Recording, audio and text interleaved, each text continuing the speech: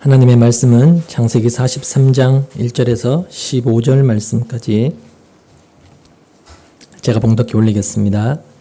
창세기 43장 1절에서 15절 말씀입니다. 그 땅의 기근이 더욱 심해갔다.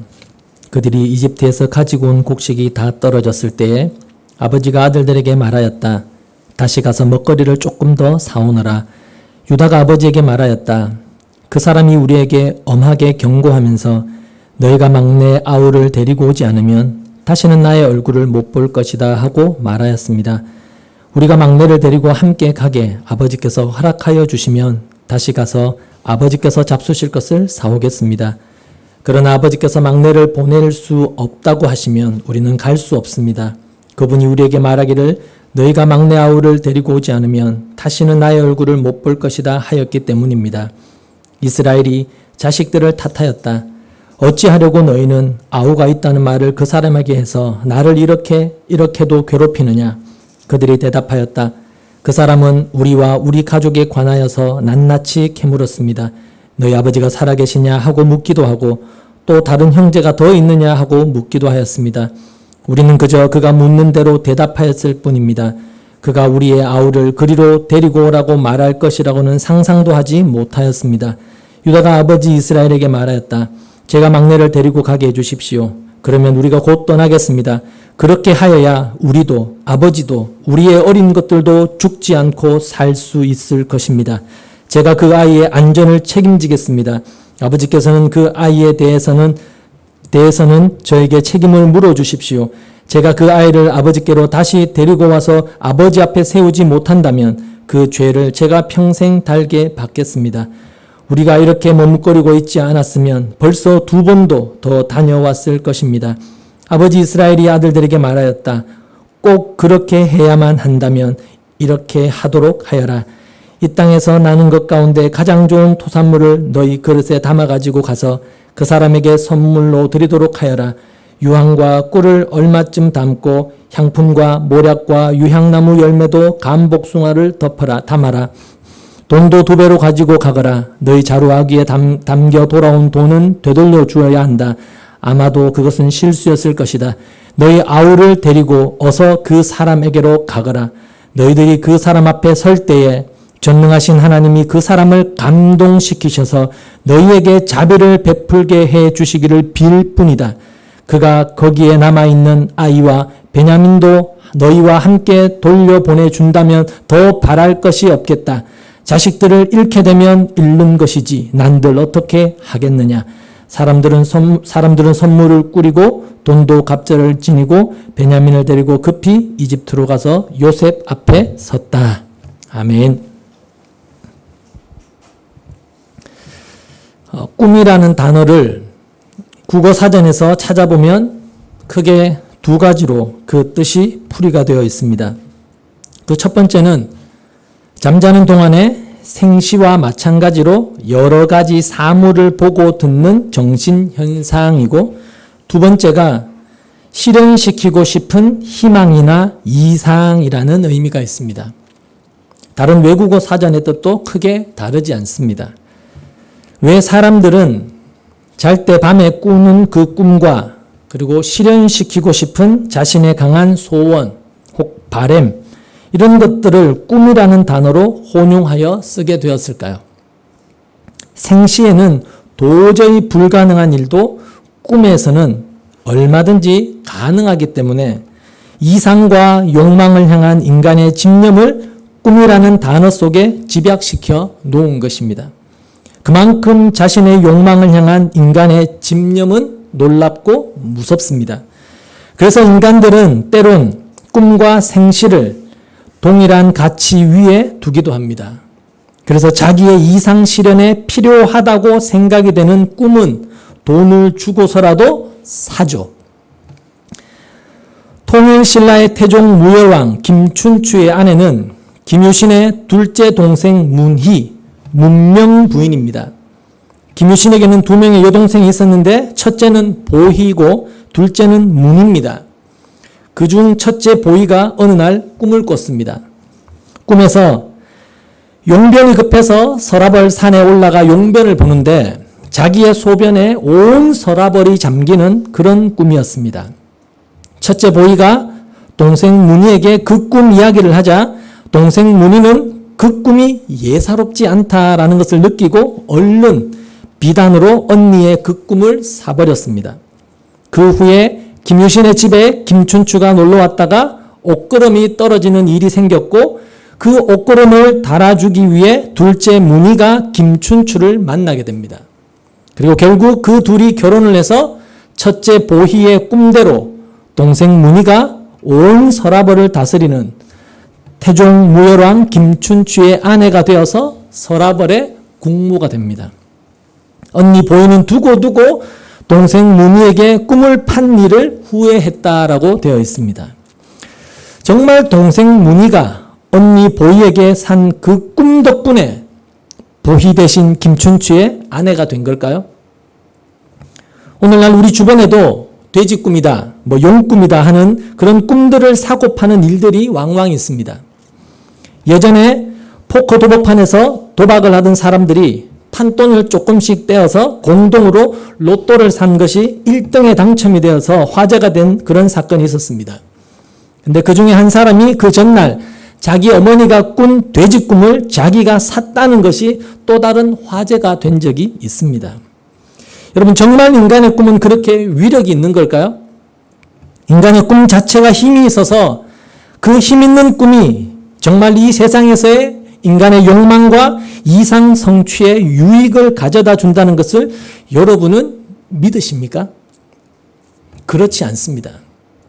인간은 자신이 가지고 있는 이상을 이 세상 무엇보다 가치 있는 것으로 힘으로 여기기 때문에 꿈 또한 대단한 가치와 힘이 있는 것으로 착각을 하고 사는 겁니다. 꿈과 자신의 이상을 동일시하는 오류를 범하는 것이죠. 그러나 세상 사람들은 어쨌든 그렇다 쳐도 성도는 꿈과 비전과 이상에 대한 관점을 다르게 가져야 합니다. 세상 사람들은 다른 이들의 꿈을 자신의 것으로 삼아서라도 자신의 꿈과 이상을 이루려 그야말로 혈안이 되어 살지만 성도의 삶은 요셉의 삶이 그러했던 것처럼 자신이 꾼 꿈을 목적으로 삼아 그 꿈을 이루어가고 성취해가는 삶이 이어서는 안 된다는 겁니다. 성도는 이 세상에서 자신의 꿈과 이상을 성취하는 자들이 아니라 하나님의 꿈을 받아서 하나님의 꿈이 자신의 삶 속에서 실현되어져 가는 삶을 사는 사람들입니다. 하나님의 꿈이 성도의 삶을 완전히 덮쳐서 성도에게 그 하나님의 꿈의 파도 위로 파도 타기를 시키시는 것이죠. 그걸 신앙생활, 우리의 인생이라고 합니다. 여러분, 파도가 치는 바다에서 놀이를 해보신 적 있으실 겁니다. 멀리서 파도가 밀려와서 나를 덮치려고 하는 그 순간 내가 등지고 그 자리에서 잠깐 위로 폴짝 뛰면 그 파도를 살며시 타고 그 파도 놀이를 즐길 수가 있죠. 근데 바보처럼 밀려오는 그 파도를 내 온몸으로 한번 막아보겠다고 뒤돌아서서 그 파도를 정면으로 맞닥뜨리면 영락없이 어떻게 되나요? 그 파도를 맞아서 내가 물을 먹게 되거나 심지어 바다에 빠져서 위험한 지경에 처하게도 되는 것이죠. 마찬가지로 만약에 성도가 그 하나님의 꿈을 대적하여 서게 되면 성도는 그 파도의 공격에 만신창이가 될 수 있습니다. 우리의 꿈을 성취하기 위해 하나님의 꿈을 대적하여 서게 되면 성도는 그렇게 만신창이가 될 수 있단 말입니다. 그걸 하나님과 하나님 백성의 전쟁이라고 하는 것입니다. 그만큼 성도를 향한 하나님의 꿈은 집요하고 때로는 공격적입니다. 그런데 그 하나님의 꿈에 대한 내용이 뭐라고 제가 반복해서 말씀드렸나요? 하나님이 자기 백성을 향한 하나님의 꿈이 뭐라고 말씀을 드렸나요? 바로 나는 너의 하나님이 되고 너는 나의 백성이 되는 것입니다. 나는 너의 하나님이 되어서 너를 반드시 내 자녀로 만들어내고야 말 것이다가 하나님의 꿈이라고 했습니다. 왜?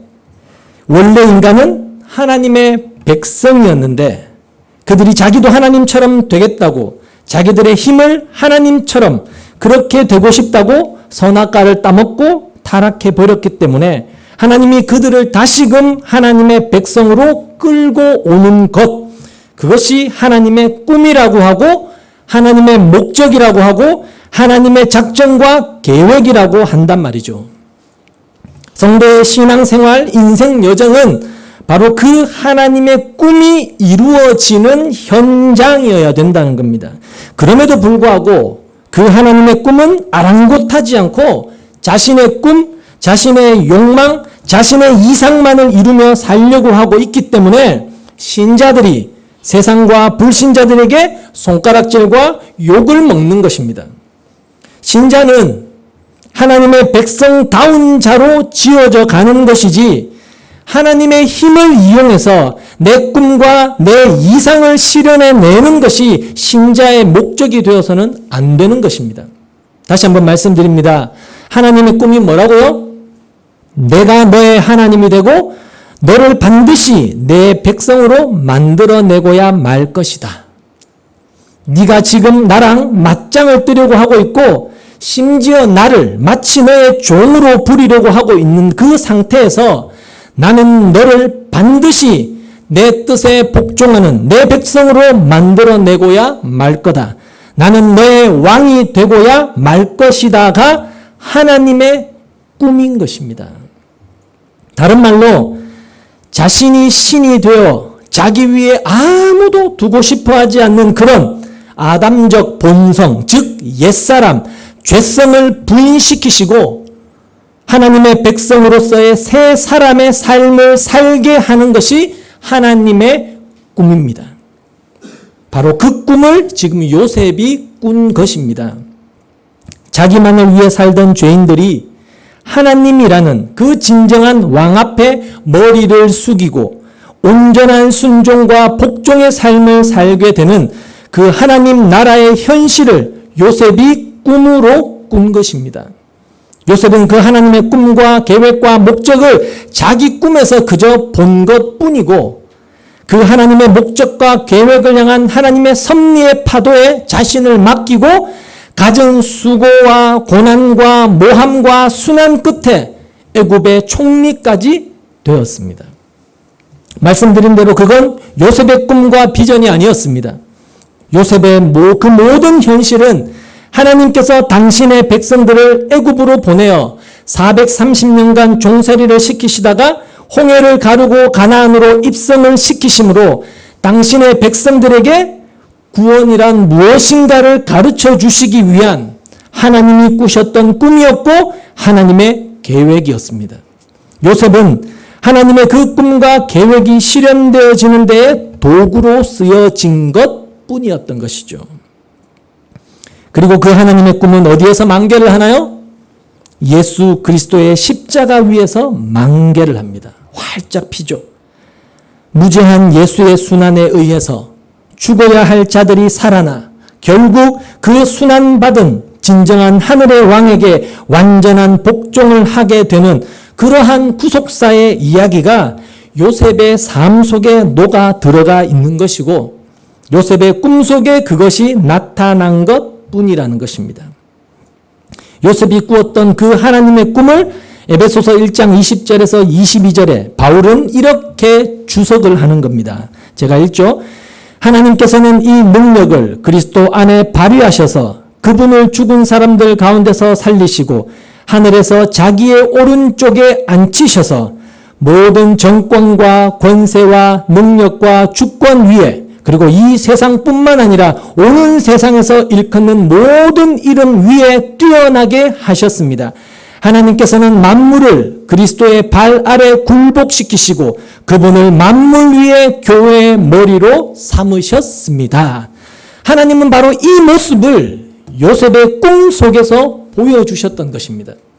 예수 그리스도의 십자가로 말미암게 되는 예수 그리스도의 그 왕의 등극이라는 그 하나님의 꿈을 요셉으로 꾸게 하셨던 것이죠. 그렇게 하나님의 꿈과 계획과 섭리에 의해서 요셉이 애굽의 절대 실권자가 되었습니다. 당시 바로는 마치 종이 호랑이에 불과했습니다. 모든 실권을 요셉이 쥐고 있었습니다. 그리고 세상 모든 자들이 바로 그 요셉의 발 앞에 머리를 조아리고 그에게 은혜를 구해야만 겨우 곡식을 얻어먹을 수 있는 역사상 전무후무한 대기근이 온 세상을 덮어버립니다. 하나님이 그렇게 하신 것입니다. 이 기근은 바로 이 죄악된 세상의 현실을 비유적으로 표현하고 있는 겁니다. 지금 이 세상은 대기근에 빠져서 모두 다 사망으로 굶어 죽어가고 있는 지경입니다. 아십니까?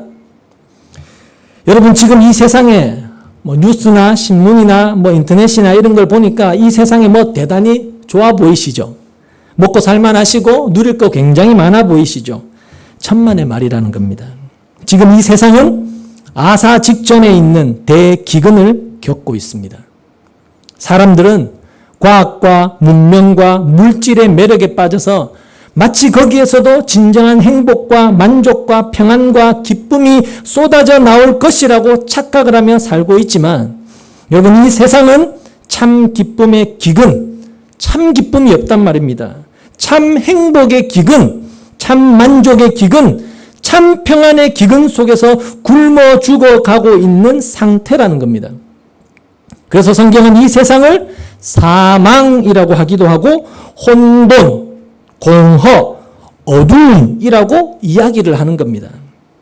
여러분, 경험해 보셔서 아시겠지만 사시면서 정말 오래도록 지속되는 이 세상이 주는 행복, 기쁨, 만족이 있으시던가요? 돈이 여러분을 그렇게 행복하게 해주던가요? 저는 많이 안 가져봐서 잘 모르겠지만 돈이 여러분을 정말로 영원토록 행복하게 해줄 것 같으십니까? 자식이 여러분을 끝까지 행복하게 해주던가요?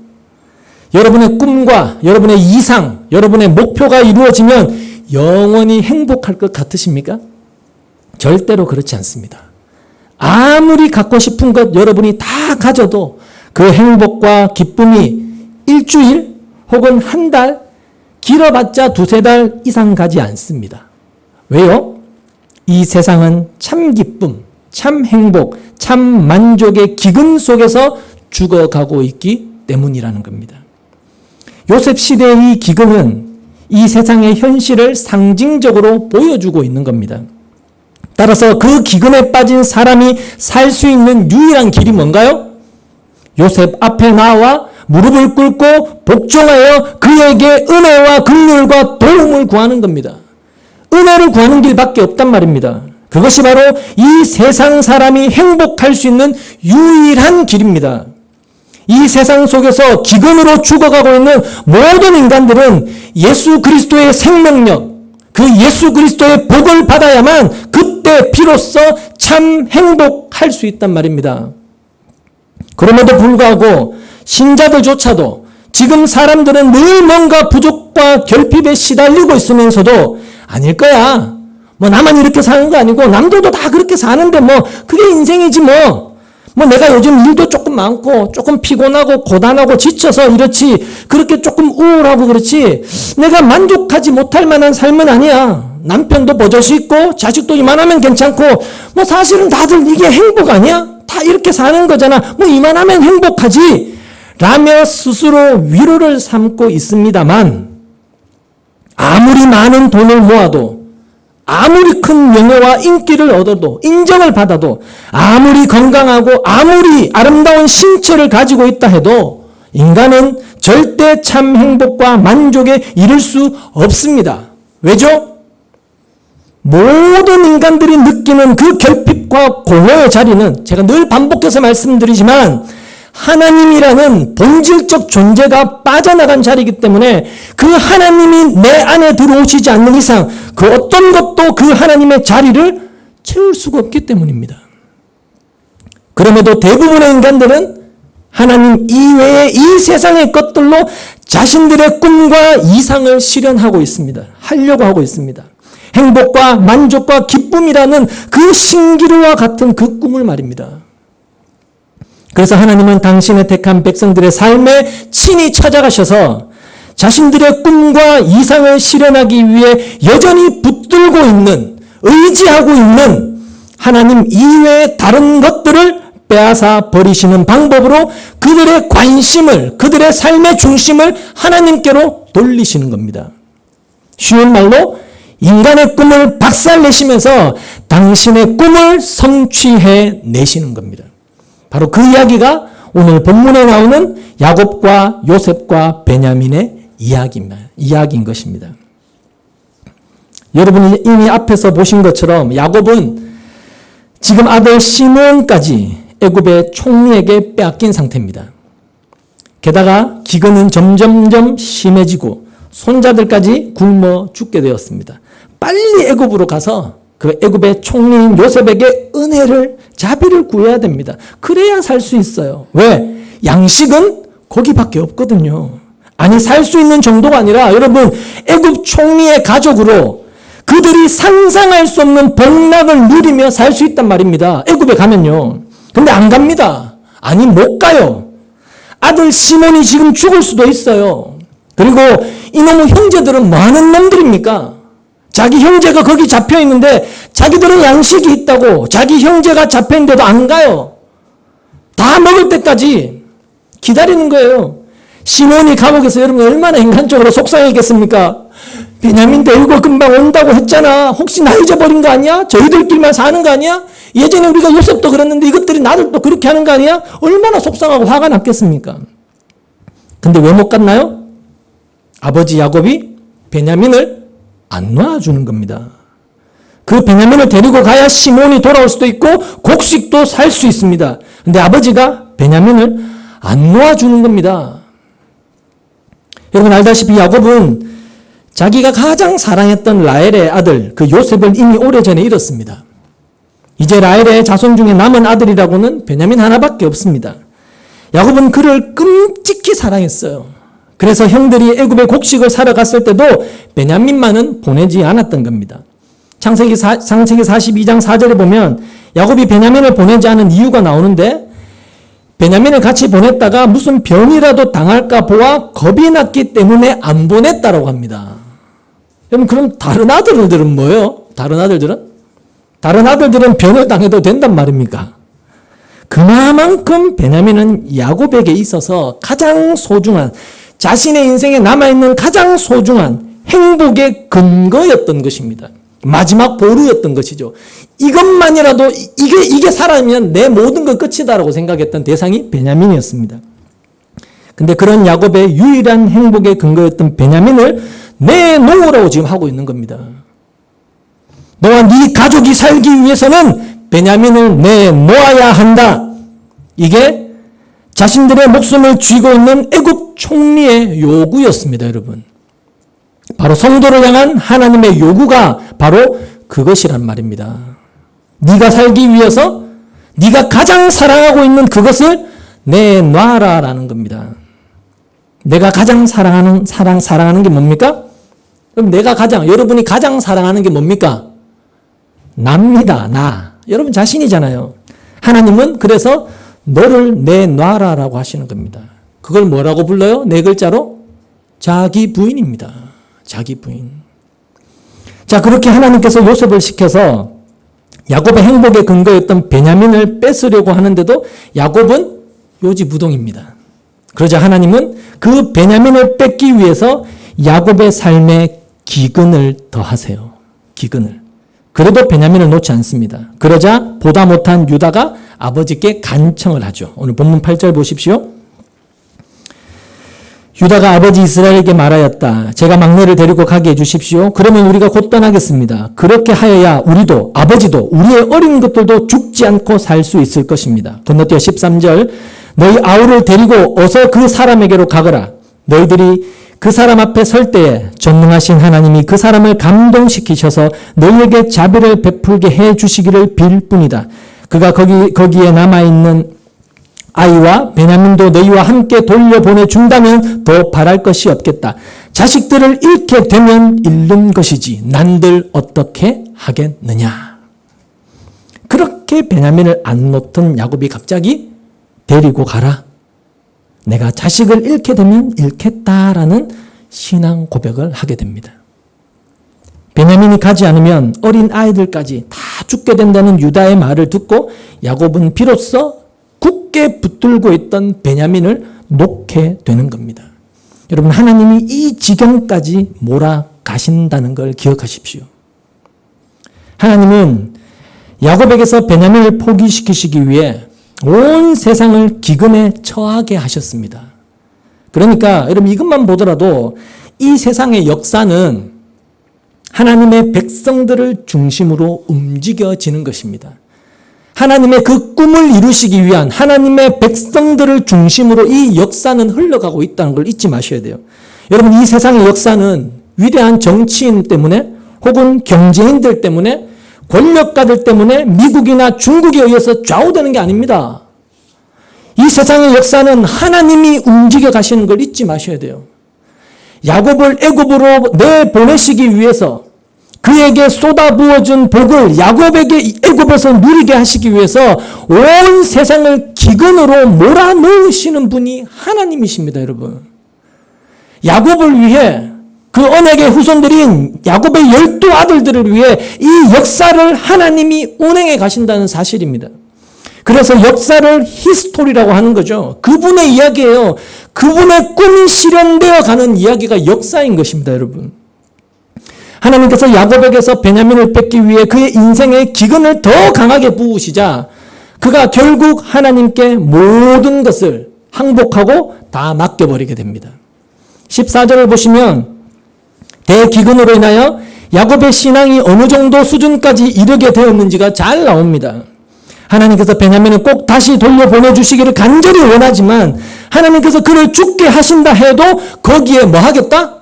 순종하겠다라는 신앙을 고백하게 만들게 되는 겁니다. 지금까지 야곱의 행복의 근거가 뭐였다고요? 베냐민이었지만 이제 야곱의 행복의 근거가 하나님으로 바뀐 것입니다. 하나님이 베냐민보다 더 소중한 분이시기 때문에 하나님께서 나의 가장 소중한 것을 빼앗아 가신다 해도 나는 아프지만 감수하겠다라는 고백을 하는 것입니다. 우리를 바로 여러분 그 자리로 끌고 가신다는 거예요. 하나님의 사랑을 그렇게 집요하다는 걸 잊지 마셔야 돼요. 하나님의 사랑은. 야곱이 그러한 항복의 자리까지 가는데 쓰인 것이 뭐였다고요? 대기근이었습니다. 대기근요. 극심한 기근이었습니다. 바로 환난과 고난입니다. 그것을 통해서 하나님은 우리에게 이 세상의 힘이라고 하는 것, 내가 행복과 만족과 기쁨이라고 여겼던 것들이 얼마나 덧없는 것인지를 철저하게 깨닫게 하시고 우리의 관점과 우리의 시선과 나의 삶의 무게중심을 하나님께로 돌리게 하시는 거예요. 나만 봐라라고 하신단 말입니다. 그때는 그때 비로소 우리는 가장 행복할 수 있단 말입니다. 이 만물의 주인이신 하나님께 나의 시선과 나의 삶의 무게중심을 둘 때 우리는 비로소 만족과 행복할 수 있기 때문에 하나님은 우리를 자꾸만 그리로 끌고 가시는 겁니다. 하나님은 당신의 백성들이 하나님 이외의 것으로 자신의 행복과 기쁨의 근거를 삼으려고 할 때 그의 인생에 친히 개입하셔서 그가 하나님만을 붙들고 하나님께만 항복 그리고 행복의 근거를 두게 만드시고야 마신다는 겁니다. 재산, 건강, 명예, 자식 그 어떤 것도 하나님을 앞서면 안 돼요. 그래서 하나님은 질투하시는 하나님이시라는 걸 잊지 마셔야 돼요. 그래서 하나님 이외에 그 어떤 것도 성도의 의존의 대상이 되어서는 안 됩니다. 하나님은 그처럼 집요하게 우리를 사랑하시는 분이십니다.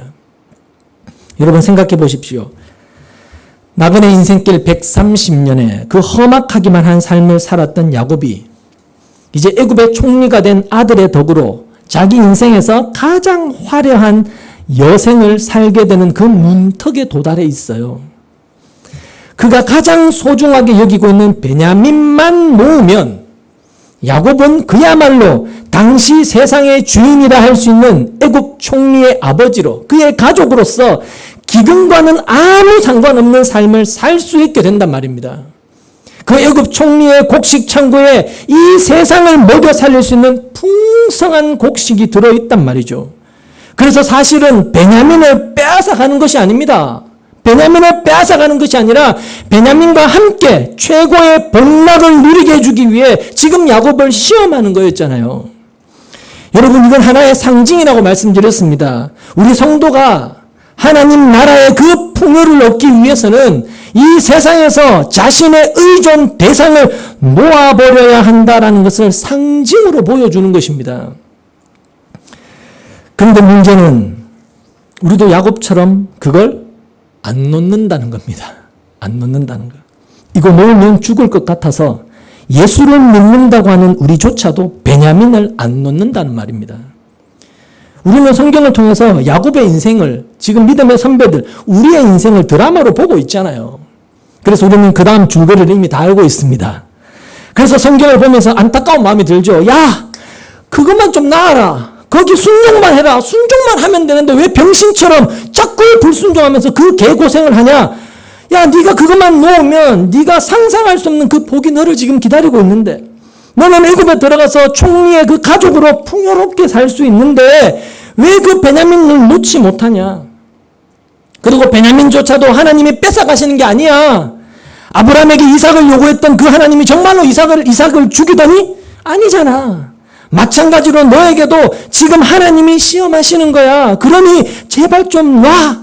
라고 우리가 성경을 읽으면서 안타까워하듯이 지금 우리를 향한 하나님의 마음이 아마 그러실 거란 말입니다. 여러분을 향한 하나님의 마음이 제발 정신 차리고 좀 가야 될 길을 제대로 가라고 하신단 말입니다. 분명 우리가 지금 붙들고 있는 그 어떤 것을 놓기만 하면 이것이 나의 행복과 만족과 기쁨의 유일한 근거야라고 붙들고 있는 그것을 놓기만 하면 하나님께서 상상할 수 없는 평강과 기쁨과 안식을 경험하게 해 주실 텐데 여전히 그걸 꽉 붙들고 놓지 않는 당신의 자녀들을 보면서 하나님은 지금도 안타까워 하신다는 것을 이 말씀으로 가르쳐 주고 계신 것입니다. 그럼 이 야곱의 현실을 우리의 삶으로 한번 적용시켜 볼까요? 구체적으로. 내 자녀가 지금 문제를 일으키고 있어요. 그럼 어떻게 하면 될까요? 그 자녀를 놓으셔야 합니다. 여러분을 걱정하게 하는 그 자녀가 바로 여러분의 베냐민입니다. 그 자녀를 내가 책임지려고 하지 마시고 하나님께 맡기셔야 합니다. 야곱처럼 무사히 돌아오면 좋겠지만 하나님이 죽이시면 죽이시는 거지요. 뭐 하고 체념해 버리셔야 돼요. 제가 여러분의 무책임함을 조장하는 게 아닙니다. 절대로 무책임한 행동이라고 생각하시면 안 돼요. 포기하라는 말이 아니라 믿음 안에서 하나님께 맡기라는 거예요. 내가 걱정하고 내가 조바심을 낸다고 해서 그 자녀의 문제가 절대로 해결되지 않아요, 여러분. 그렇게 나의 염려와 조바심에서 그 자녀를 놓으시고 그 자녀의 그 문제 말고 그 자녀의 구원과 하나님 나라 백성됨을 위해 기도하셔야 돼요. 여러분, 주변에 보면 신앙의 부모라고 하는 사람들이 어떨 때 보면 참으로 어리석고 안타까운 것이 정작 그 자녀에게 필요한 것이 무엇인지, 그리고 그걸 위해 우리가 애쓰고 안타까워해야 될 것인지 무엇인지를 분별하지 못하고 엉뚱한 것으로 속상해하고 염려한다는 거예요. 여러분, 자녀를 위해서 진짜 걱정해줘야 하는 것은 그의 구원입니다.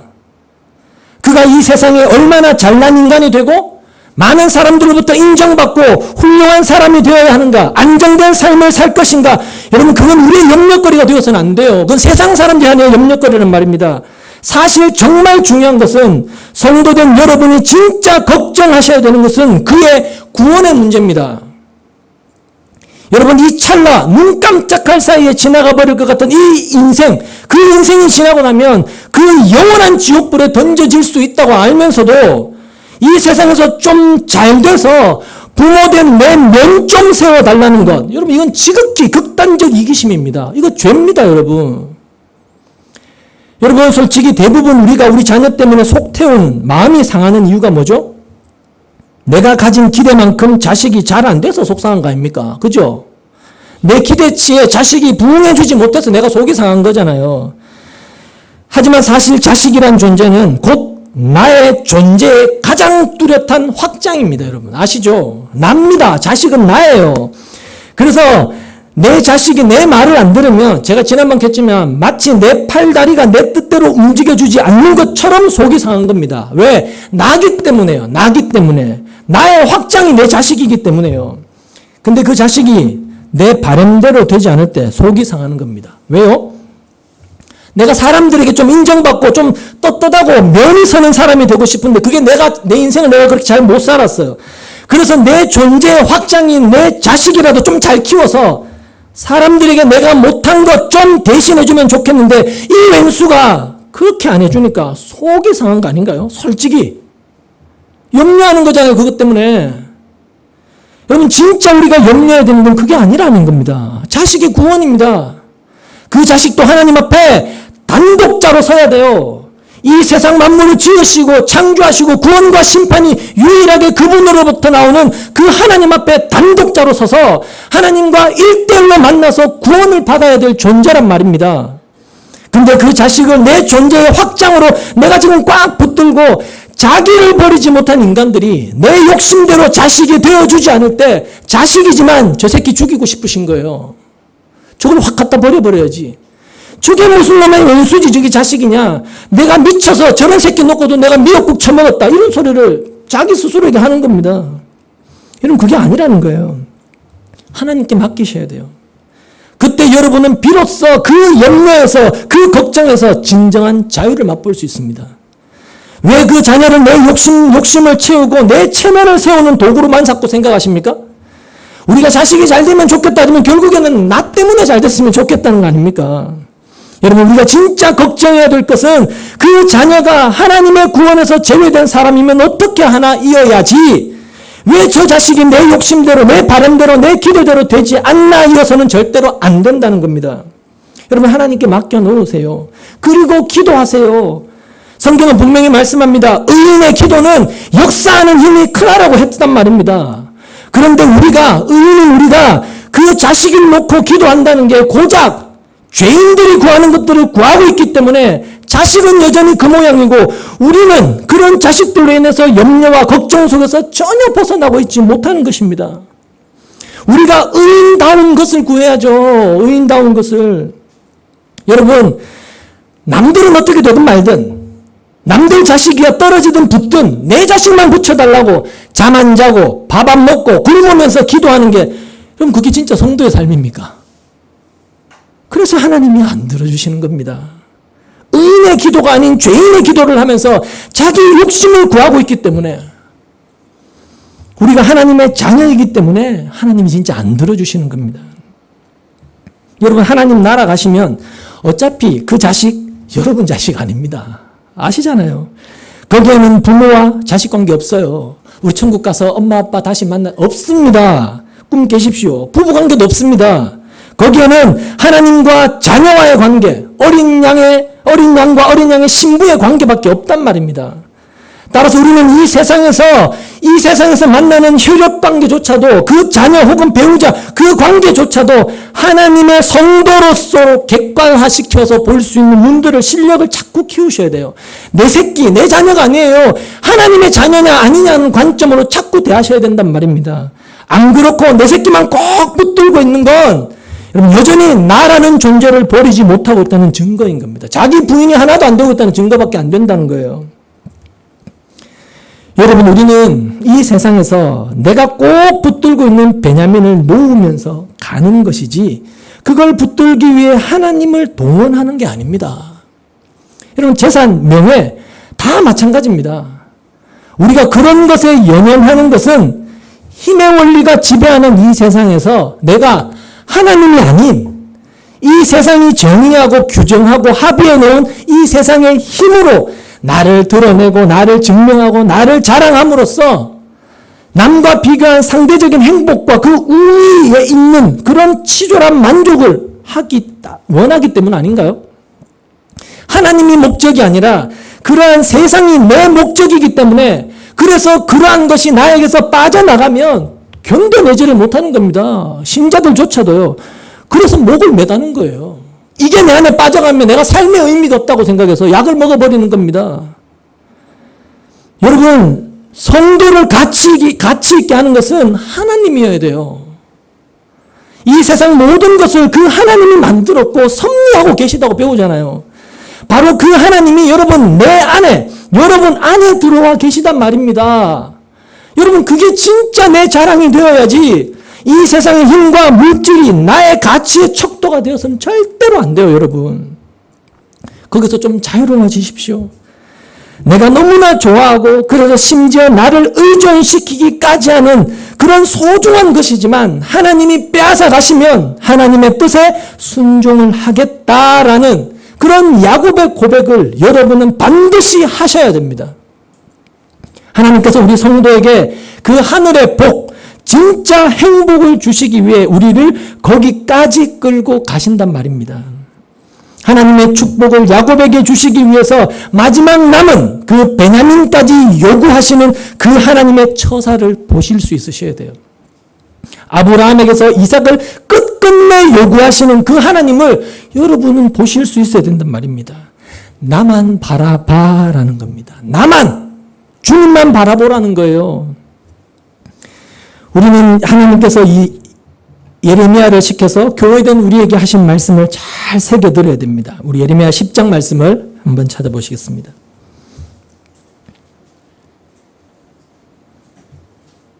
예레미야 10장 말씀입니다.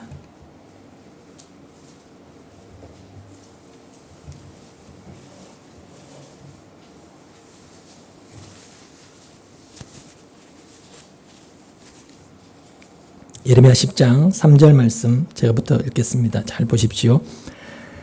이방 사람이 우상을 숭배하는 풍속은 허황된 것이다.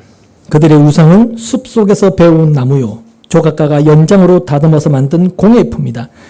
그들은 은과 금으로 그것을 아름답게 꾸미고 망치로 못을 박아 고정시켜서 쓰러지지 않게 하였다. 그것들은 논에 세운 허수아비와 같아서 말을 하지 못한다. 걸어 다닐 수도 없으니 뭘 누가 메고 다녀야 한다. 그것들은 사람에게 재앙을 내릴 수도 없고 복도 내릴 수 없으니 너희는 그것들을 두려워하지 말아라. 왜 우리가 염려하고 왜 우리가 이렇게 괴로워하나요? 두려워서 그래요. 두려워서 그렇지 않나요? 그러나 하나님은 뭐 하라고요? 두려워하지 말라고 하세요. 두려워하지 말라. 이 세상의 것들은 너희들을 어떻게 하지 못한다라고 하세요. 너희들을 주관하는 자는 바로 나다라고 하신단 말입니다. 그러니까 세상의 힘들이 여러분에게서 좀 없어졌다고 해서 너무 낙심하지도 염려하지도 말라는 겁니다. 건너뛰어서 11절 보십시오. 너희는 우상들에 대하여 이렇게 선언하여라. 하늘과 땅을 만들지 않은 신들은 이 땅에서 사라지고 저 하늘 아래에서도 없어질 것이라고 선언하여라. 권능으로 땅을 만드시고 지혜로 땅덩어리를 고정시키시고 명철로 하늘을 펼치신 분은 주님이시다. 주님께서 호령을 하시면 하늘에서 물이 출렁이고 땅끝에서 먹구름이 올라온다. 주님은 번개를 일으켜 비를 내리시며 바람창고에서 바람을 내보내신다. 사람은 누구나 어리석고 지식이 모자란다. 은장이는 자기들이 만든 신상 때문에 모두 수치를 당한다. 그들이 금속을 부어 만든 신상들은 속임수요 그것들 속에는 생명이 없기 때문이다.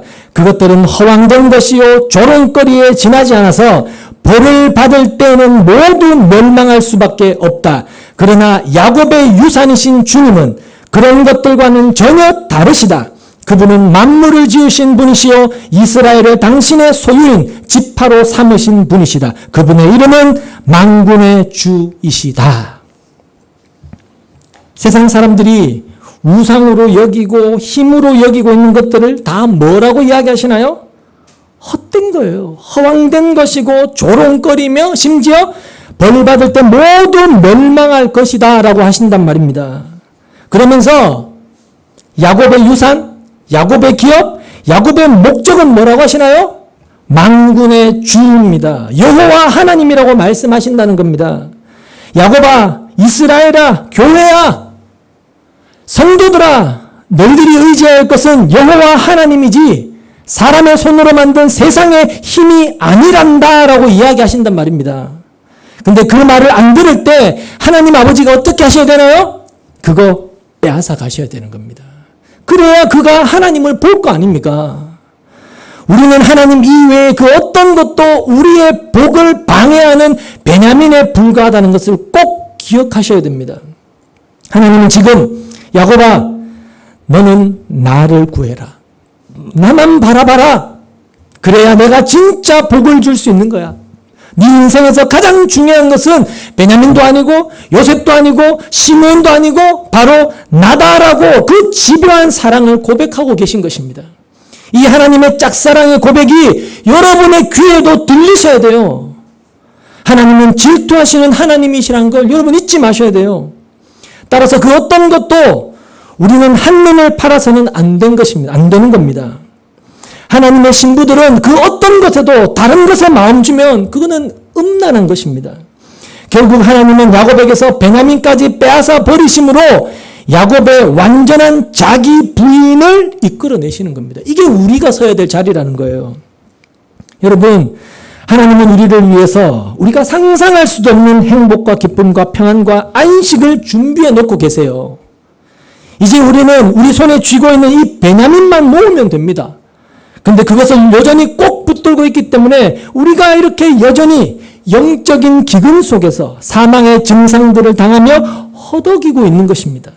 이게 없어지면 어떡하나? 이게 줄어들면 어떡하나? 여러분 염려하지 마십시오. 근데 솔직히 염려하지 말라고 해서 염려가 사라지던가요? 아니죠. 염려하지 말라고 해서 염려가 사라지지 않고 염려하고 있는 나 때문에 더 염려가 되어지는 현실이지 않습니까? 그러면 그 염려에서 걱정에서 빠져나올 수 있는 유일한 방법이 뭘까요? 언제가 되면 염려도 걱정도 하지 않게 되나요? 죽을 때입니다. 죽어야 됩니다. 죽으면 거기서 벗어날 수 있죠. 그렇죠? 죽은 자는 염려하거나 걱정하지 못하니까. 그렇다고 우리가 스스로 목숨 끊으면 되나요? 당연히 안 되죠. 우리는 그렇게 죽으면 안 됩니다. 그럼 어떻게 죽어야 될까요? 그래서 하나님께서 여러분 대신에 예수님을 십자가에서 매달아 죽여버리신 것입니다. 여러분을 그 예수 안에 넣으시고 그분을 십자가에 죽여버리신 것입니다. 그래서 우리 성도는 이 세상에 대해서 죽은 자가 되어버린 거예요. 그걸 믿음으로 붙드시면 되는 겁니다. 난 죽은 자다. 나는 예수와 함께 죽은 자다. 그리고 예수와 함께 살아난 자다. 그게 오롯이 여러분에게 믿겨질 때 우리는 그 염려에서 조금씩 벗어나게 됩니다. 염려하지 말아야지 한다고 해서 절대로 염려에서 벗어날 수 없습니다. 그때마다 우리는 뭘 해야 돼요? 십자가를 붙드셔야 되는 겁니다. 염려하는 나는 이 염려를 주는 세상에 대해서 죽었다라는 것을 수시로 믿음 안에서 자꾸만 반복적으로 확인하셔야 되는 겁니다. 그때 우리는 진정한 그 염려에서 벗어날 수 있는 것입니다. 그전에는 절대로 우리가 이 세상이 주는 염려와 걱정에서 벗어날 수 없습니다. 내가 십자가에서 예수와 함께 죽음으로써 세상에 대해서 내가 죽었고 세상도 나에 대해서 더 이상 어떤 권한이 없다라는 죽었다라는 것을 자꾸 확인하고 믿음으로 십자가를 자꾸 붙들어야 하는 것입니다.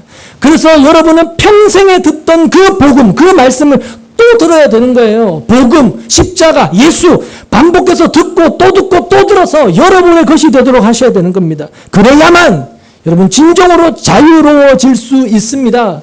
이 세상에 가해오는 염려와 걱정과 불안에서 비로소 벗어날 수 있단 말입니다. 갈라디아 2장 20절에 이렇게 말씀하죠. 나는 그리스도와 함께 십자가에 못 박혔습니다.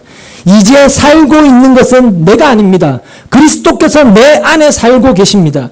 내가 지금 육신 안에서 살고 있는 삶은 나를 사랑하셔서 나를 위하여 자기 몸을 내어주신 하나님의 아들을 믿는 믿음 안에서 살아가는 것입니다.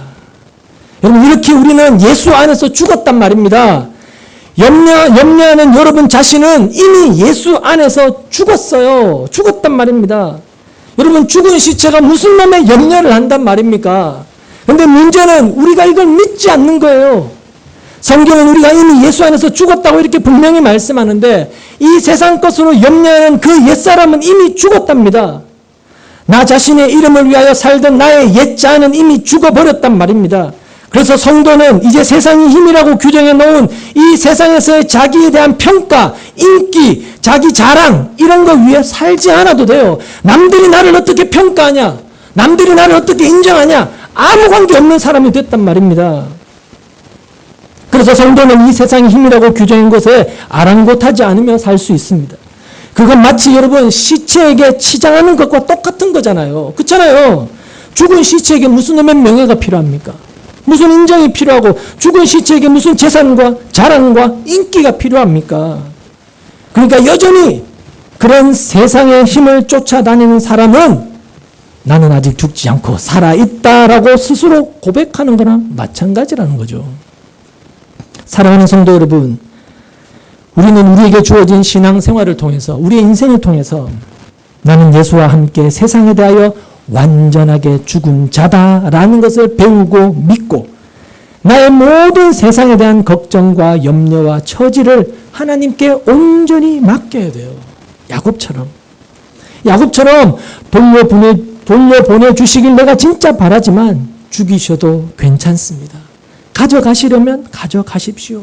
그게 나에게 유익이란 걸 저는 믿기 때문입니다. 라는 그 예수 안에서 새롭게 태어난 자로서 옛사람과 옛세상에 대한 체념과 포기가 반드시 우리에게 필요하다는 겁니다. 난 이 세상에서 대해서 이미 죽은 자기 때문에 하나님 저는 저 자신을 포기합니다. 라는 이 자기 부인의 자리 반드시 우리가 도달해야 되는 목적지라는 겁니다. 그때 비로소 우리에게 뭐가 와요? 자유가 찾아옵니다. 진정한 자유가 찾아옵니다. 그때 비로소 하늘의 평안과 안식이 우리에게 찾아오게 되는 것입니다. 그러니 여러분은 뭘 하셔야 돼요? 베냐민을 놓으셔야 돼요. 베냐민을 놓으셔야 돼요. 이 세상에서 드러내려가는 여러분의 이름을 좀 놓으십시오. 세상이 나를 어떻게 평가하느냐, 세상의 눈, 세상의 기준 좀 내려놓으십시오. 여러분의 이름은 단 하나입니다. 하나님의 자녀입니다. 그게 여러분의 유일한 정체예요. 신분이란 말입니다. 다른 이름 좀 내려고 하지 마십시오. 그런 의미에서 여러분 호랑이는 죽어서 가죽을 남기고 사람은 죽어서 이름을 남긴다라는 이런 말들은 전혀 성경적이지 않는 말들입니다. 사람들이 하나같이 죽어서 남게 될 자기의 이름을 위해서 자꾸만 이렇게 세상을 살다 보니까 세상이 이렇게 척박하게 악하게 변해버린 겁니다. 지극히 이기적이고 개인주의적이 되어줄 수밖에 없는 거죠. 여러분 돈 많은 원 뺏기 위해서 이웃집 할머니를 죽여버리고 잔소리하는 아버지 밉다고 친구와 함께 아버지를 살해해서 쓰레기장에 묻어버리고 카드 빚 갚기 위해서 남의 집 애지중지 길렀던 그 어린아이 유괴해서 저수지에 빠져서 죽여버리는 이런 세상. 왜 세상이 이렇게 점점 더 악하게 변해가고 있나요? 더 많이 배우고 더 풍요롭게 살아가고 더 살기 좋은 세상이라고 하는데 왜 죄악들은 이렇게 극악하게 점점 가고 있나요? 여러분 그 아담적 본성, 나라는 존재가 시퍼렇게 살아있어서 그런 겁니다. 내가 죽지 않아서 그래요. 그 아담적 본성이 나의 유익과 나의 이름을 위해서 사는 죄인들의 본성이 이 세상을 이렇게 지금 파국으로 몰고 가고 있는 것입니다. 이걸 보실 수 있으셔야죠. 여러분 부자와 나사로 이야기 아시죠? 거기에서 그 부자의 이름이 뭔지 아십니까? 거지의 이름은 나사로라고 나오는데 부자의 이름은 나오지 않습니다. 부자의 이름이 뭔지 아십니까? 부자입니다. 부자. 왜냐하면 한 사람이 평생 자신이 추구하고 매진했던 것이 그 사람의 특징이 되어서 그런 사람에게 이름으로 남기 때문에 성경도 그의 이름을 특별하게 언급하지 않은 겁니다. 우리가 이름을 모르면 어떤 사람을 설명할 때 그 사람의 어떤 특징을 들어서 설명을 하잖아요. 야, 왜 있잖아. 그 머리 크고 그 다리 짧은 사람 뭐 이런 거. 그러면 그 사람 이름은 뭐가 돼요? 머리 크고 다리 짧은 사람이 되는 거고요. 아, 왜 있잖아. 왜 그 사람 있잖아. 돈 많다고 늘 자기 잘난 척하고 뻐기는 사람. 아, 그 사람. 그러면 그 사람 이름은 뭐가 돼요? 돈 많다고 늘 뻐기는 사람이 되는 겁니다. 그럼 여러분은 어떤 이름을 갖기 위해서, 아니 어떤 이름을 남기기 위해서 지금 그렇게 열심히 사시나요? 돈 많은 사람? 훌륭한 사람? 재미있는 사람? 키 큰 사람? 예쁜 사람? 높은 사람? 착한 사람? 똑똑한 사람? 아니면 자기 유익만 위해서 남을 희생시키는 사람? 여러 가지 이름이 있습니다. 여러분 어떤 이름으로 남고 싶으세요? 어떤 이름을 남기기 위해서 오늘도 그렇게 바쁘게 달려가고 계십니까? 어떤 사람으로 평가받고 싶으십니까? 하지만 분명한 사실은 하나님은 우리 성도에게 자기의 이름을 내라고 하지 않으셨다는 겁니다. 오히려 하나님의 이름을 위해 살라고 하셨다는 것. 여러분 아십니까? 이사야 43장 7절은 이렇게 말씀합니다. 나의 이름을 부르는 나의 백성, 나에게 영광을 돌리라고 창조한 사람들, 내가 빚어 만든 사람들을 모두 오게 하여라 라고 말하고 있습니다. 하나님의 영광을 위해서, 다른 말로 하나님의 이름을 위해서 살라고 우리가 창조가 된 것이지 내 이름 내라고 하나님이 계신 것이 아닙니다. 여러분 착각하시면 안 돼요. 우리가 성도가 맞다면 우리는 하나님의 이름을 내기 위해서 지금 사는 겁니다. 뿐만 아니라 그렇게 하나님의 이름을 위해 살게 될 자들의 이름을 하나님 나라의 생명책에 이미 기록을 해 놓으셨다라고까지 말씀하십니다. 주님은 바로 그것이 너희의 기쁨의 근원, 행복의 근원이 되어야 한다라고 말씀하신다는 겁니다. 누가복음 10장 20절 말씀 한번 찾아보시죠.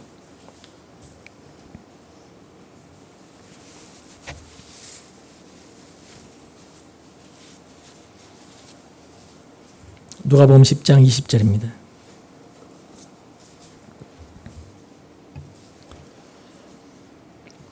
같이 읽습니다. 시작. 그러나 귀신들이 너희에게 굴복한다고 해서 기뻐하지 말고 너희의 이름이 하늘에 기록된 것을 기뻐하여라.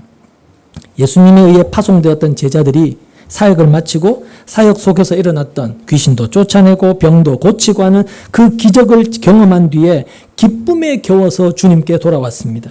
근데 주님은 그런 기적과 능력으로 기뻐하지 말고 너희의 이름이 하나님 나라에 기록된 것으로 기뻐해라 라고 말씀하십니다. 이 세상에서 행한 능력과 업적과 평가는 곧 사라질 것이지만, 그게 우리가 남기고 싶어 하는 거죠. 그죠? 우리의 이름이잖아요. 하지만 그런 것들은 곧 사라질 것이지만 하나님 나라에 기록된 이름은 영원히 지워지지 않을 것이기 때문에 그것으로 기뻐하라고 하신 것입니다. 성도는 이 세상에 자기 이름 새기고 기뻐하는 자들이 아니라 하나님 나라에 새겨진 자신의 이름으로만 행복해하는 자들이 실제로 이 땅에 존재하고 있다라는 것을 이 세상에 증명해 보고 가야 하는 사람들인 겁니다. 그래서 때로는 여러분의 삶에 기적 같은 일이 일어나지 않고 여전히 가난하고 여전히 아프고 여전히 힘들고 여전히 어려운 일들이 허락되는 것입니다. 그때에도 내 백성들은 자기의 이름이 하늘나라에 기록되어 있다는 그것으로만으로도 행복해 하더라 라는 것을 세상 앞에 자랑하고 싶으신 것입니다. 하나님은 당신의 백성들이 그러한 환경 속에서도 자신이 하나님의 사랑을 받고 있고 자기의 이름이 하나님 나라에 기록되어 있다는 것만으로도 행복할 수 있는 복된 자로 완성되기를 원하시기 때문에 때로는 그렇게 당신의 자녀들의 베냐민을 뺏어가시는 것입니다.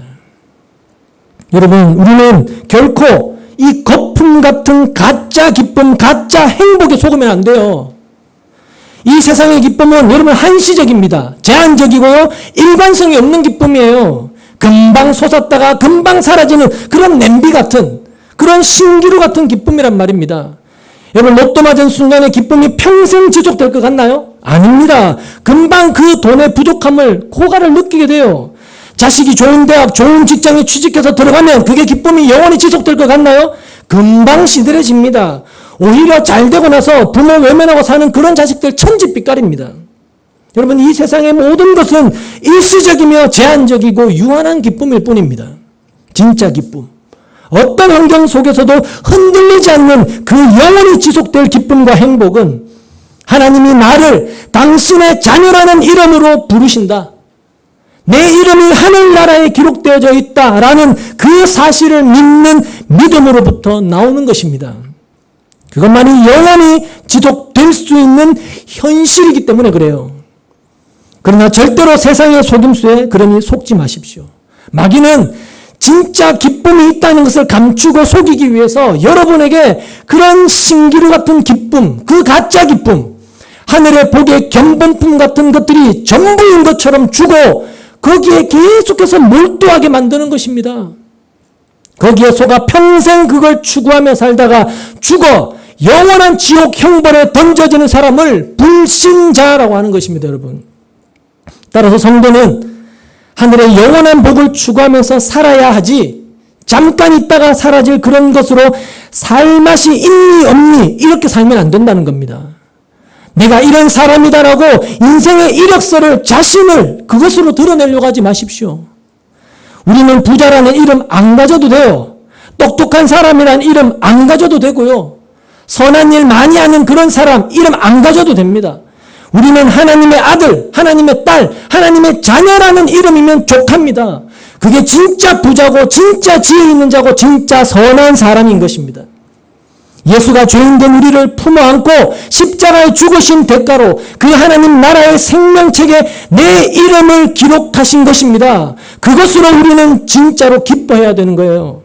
그런데 어떻게 그런 것으로는 기뻐하지도 않고 삶의 문제로 인하여 늘 염려와 근심과 걱정 속에 살다가 그 삶의 문제가 좀 해결됐다고, 수입이 조금 늘었다고, 배우자가 조금 더 잘해주고, 자식이 이제 말도 잘 듣고 공부도 열심히 한다고 해서 기뻐하게 된다면, 여러분, 우리가 어떻게 참된 기쁨을 소유한 자라고 말할 수 있겠냐고요. 진짜 기뻐해야 될 것을 여러분 기뻐하셔야 됩니다. 경기가 어려워졌을 때 오히려 더 기뻐하시는 함께하는 교회가 되셔야 돼요.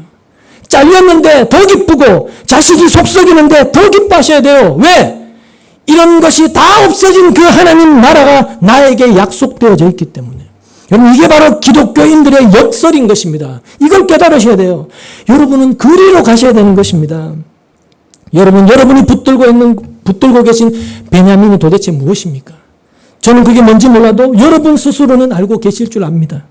자신이 놓지 못하는 베냐민이 무엇인지 스스로는 다 알고 계실 겁니다. 다른 사람에게 그게 무엇이라고 떠벌릴 필요 없어요. 스스로 놓으십시오. 스스로 놓으십시오. 그렇지 않으면 하나님이 찾아가셔서 빼앗아 가실 수 있습니다.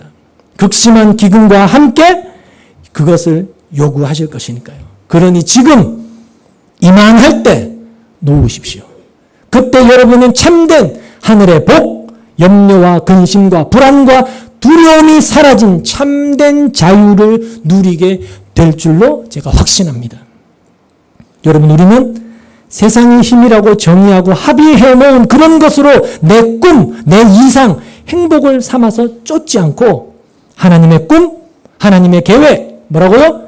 나는 반드시 하나님의 백성으로 너를 만들어내고야 마신다라는 그 하나님의 꿈을 쫓아서 자신을 쳐서 복종시키며 자기를 부인하시는 그 분투 속에서 오늘이라는 이 시간, 여러분의 인생을 하루하루 견뎌내며 사셔야 하는 것입니다. 그게 바로 성도의 진정한 삶입니다. 부디 그 삶을 끝까지 잘 경주하셔서 그 하늘나라에 새겨진 내 이름을 내가 확인할 때 그 기쁨과 영광이 여러분의 것이 되시기를 주님의 이름으로 소망합니다. 기도하겠습니다.